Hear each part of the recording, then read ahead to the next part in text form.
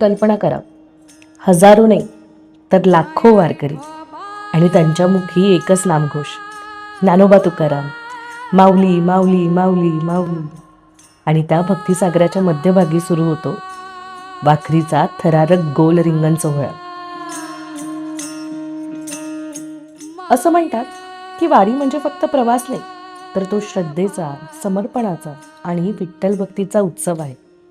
अनेक शतकांपासून संत ज्ञानेश्वर महाराज आणि संत तुकाराम महाराज यांच्या पालख्या याच मार्गाने पंढरीकडे जात आहेत. त्याच परंपरेतील एक अत्यंत महत्त्वाचा सोहळा म्हणजे गोल रिंगण. ही केवळ परंपरा नाही, तर भक्तीचा जिवंत अनुभव आहे.